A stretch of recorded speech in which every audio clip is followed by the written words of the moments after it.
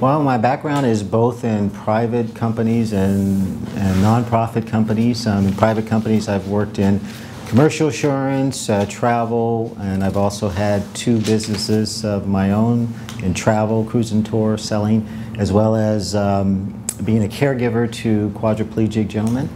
On the nonprofit side, I have managed and lived in affordable housing, specifically with seniors and disabled folks. And I did that, actually lived in the housing for 18 years, but was actually manager for 10 years. So I was both a resident and but not as a senior. It was a different kind of setup. If you've heard of the of Sam Webster and Kerm Knopf before the building sold. So I feel like I have great experience on both sides, in both the private sector, nonprofit sector, working with government and regulatory entities, and now the next logical step for me is to move that forward into elected office in some way on the city level to help put my skills and talents and abilities to use for the city. And I think our city council could use help like mine and some of the other candidates. I think we have a great group of candidates. It's the perfect time. That's why. Yeah, and to be perfectly honest, for me, it's whatever happens, win, lose, or draw. I get an opportunity to run a campaign. Honestly, I do have aspirations to go more into elected politics. My family has always been in government and the public sector, and it's something that I thought about years ago, and this is the first logical step to work in a community that I know, that I'm familiar with, and hope to help the community for 4 years, maybe 8 years, and then go on to help the community on a larger scale, maybe on the state level, you know, or national level. Actually, the biggest one is the police and community relations. I get so tired of hearing about the racial profiling stuff, and you're almost on target. My view is that, one, as a resident of this city and as a black resident of the city, I don't see where the issue of profiling is of a drastic problem, okay? Nobody wants to get stopped by the police. I mean, a lot of times, how do they know who you are and what you are when they're riding behind you? I'm gonna tell you the secret. The secret is to respect people. The secret is to be honest. And when this, I think it's a gap that needs to be bridged, and I think to be fair to the police of this city is that it's not only an onus on the police, it's an onus on the community, okay? Because what happened to Lynn Johnson when she made a statement that basically it was how it was said that really had the effect, but the content of what she was saying was correct. Who are you going to look for if all the people attacked said this is what occurred, all right? So you have to flip it and say if it was a white person with long hair, you know, and had some other kind of thing on them, and that's what they were looking for, would we as a community be upriled about that? I believe the police have made some mistakes in some instances, but I believe that, and it's good that we have watchdogs that bring those forward, but I think as a community we need to make a step too and help them. Well, I think the problem that Palo Alto is facing as a city is one that cities across the nation, the county, and the states are all facing. In great times, there was a lot of concessions made to attract people to work for, you know, the public sector, you know, and government public sector. So, in an effort to keep up with private sector, okay, and not a lot of foresight was put into it because times were great, you know.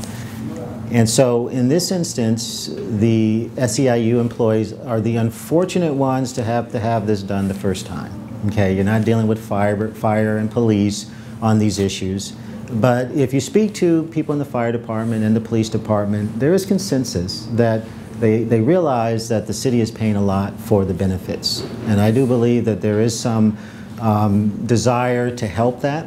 So for there to be an argument that there is, you know, some drastic, you know, difference between private and public, that's nonsense. So what I would do is, I think the unfortunate thing, and it's unfortunate they can't do this, is to have this dialogue at the time that they have it with fire and police so that it's uniform, because what you're getting is you're getting an emotional reaction from those employees in the SEIU that make it the lower part of that 77,000, you know, median, so half above, half below.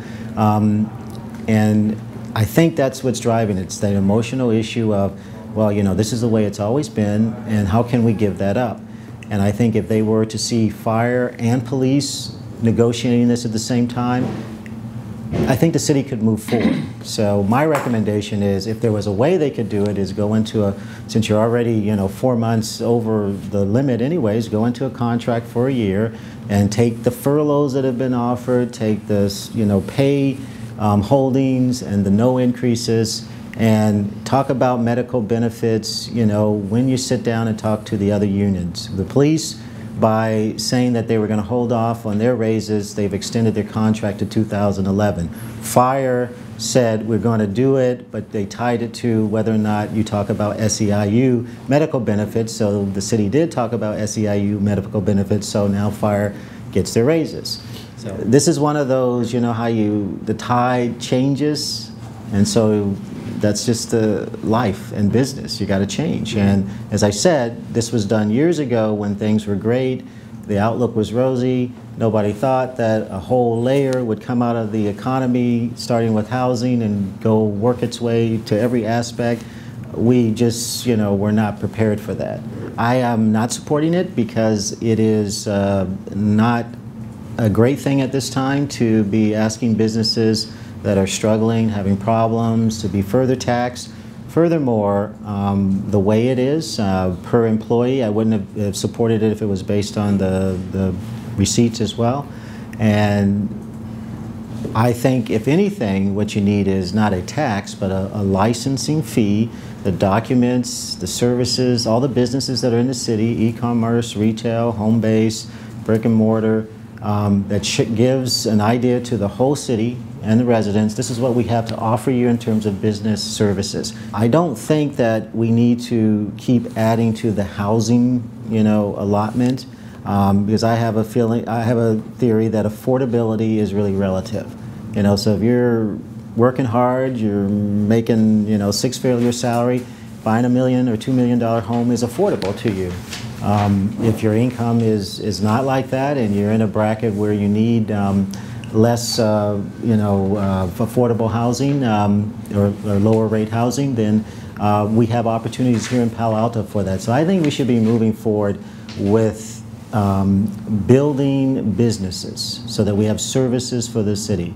I did not vote for high-speed rail as a voter, okay? As a council person, I think that's sort of different. I think what happens is that you're talking to each other, and you know, you're expressing your ideas. And as I had one prominent citizen in this community, when I just spoke to her the other day, and she was giving me tips, and she was saying, you know, when you're up there and things come before you, it's a lot different than when you are a resident.